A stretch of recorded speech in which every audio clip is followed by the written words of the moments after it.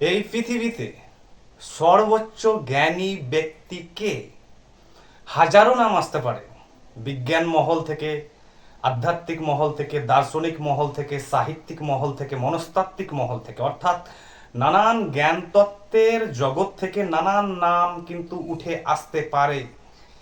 কিন্তু আমার মতে এই 700 কোটি যে পৃথিবীতে মানুষ আছে তার মধ্যে দুটো শ্রেণী আছে। একটা হচ্ছে 99.99% মানুষ, তিনি দার্শনিক হতে পারেন, তিনি সাহিত্যিক হতে পারেন, তিনি বিশাল ডিগ্রিধারী হতে পারেন, তিনি ইউনিভার্সিটিতে প্রচুর ব্রিলিয়ান্ট স্টুডেন্ট হতে পারেন, তিনি ডক্টর হতে পারেন, মেডিকেল সায়েন্টিস্ট হতে পারেন, তিনি অ্যাডমিনিস্ট্রেটর হতে পারেন, তিনি পলিটিশিয়ান হতে পারেন, সাইকোলজিস্ট হতে পারেন, তিনি ধর্মপ্রচারক হতে পারেন, আধ্যাত্মিক ব্যক্তি হতে পারেন। তিনি যত বড়ই জ্ঞানী ব্যক্তি হন, তিনি যদি বুঝতে না পারেন যে আমি যা জানি তা সম্পূর্ণ ভ্রম, অর্থাৎ আমার মনের প্রতিফলন মাত্র, মনের কল্পনা মাত্র, যার বাস্তব কোনো অস্তিত্ব নেই, যে এটা বুঝতে পেরেছে সে সর্বোচ্চ জ্ঞানী ব্যক্তি।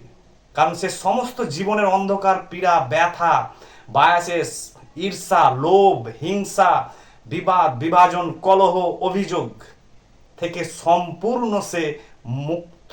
তার কাছে কোনো শ্রেণী, জাতি, ধর্মর কোনো রকম প্রভাব নেই তার জীবনে।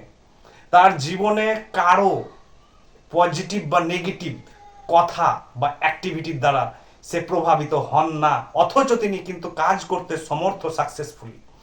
এই ক্যাটাগরিকে বলা হয় এনলাইটেড, আলোকিত এবং সর্বোচ্চ জ্ঞানী ব্যক্তি। দ্বিতীয় ক্যাটাগরির ব্যক্তি হচ্ছেন যে 99.99% প্রায় সবই এই মহাবিশ্বে যতগুলো আছে, তিনি যত বড়ই ডিগ্রিধারী হন আর যত বড়ই জ্ঞানী ব্যক্তি হন, তিনি যদি এটা বুঝতে না পারেন কিসের মাধ্যমে 5 থেকে 10 বছর বিশ্বের সমস্ত মেজর কালজয়ী ধর্মগ্রন্থ থেকে, দর্শন থেকে, বিজ্ঞান থেকে, মনস্তত্ত্ব থেকে, সাহিত্য থেকে সমস্ত কিছু পড়ার পর 5 থেকে 10 বছর তিনি যদি কঠোর নীরবতা এবং ধ্যান প্র্যাকটিস না করে থাকেন, তাহলে এই ভ্রম জাল থেকে, ভ্রমের কারাগার থেকে তিনি কোনোদিনই মুক্ত হতে পারবেন না। সেহেতু তিনি সর্বদাই ভুগতে থাকবেন এবং তার নানান সমস্যা হবে। তিনি নানান রাজনৈতিক বিবাদ, ধর্মীয় বিবাদ, বিভাজন থেকে তার মনে হিংসা, অস্থিরতা, চঞ্চলতা এবং সর্বদা ভয় সর্বদাই কাজ করবে। কারণ সে হচ্ছে আনএনলাইটেন, অর্থাৎ তিনি আলোকিত নন।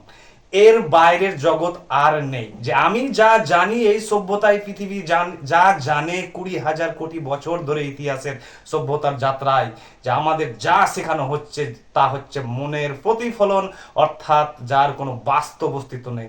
যে এটা বুঝেছে এবং যে জেনেছে যে আমি যা জানি তা সম্পূর্ণ ভ্রম, ইলিউশন আর ডিলিউশন, সে সমস্ত কিছু থেকে মুক্ত। তিনিই একমাত্র সর্বোচ্চ জ্ঞানী ব্যক্তি এই পৃথিবীতে। Thank you.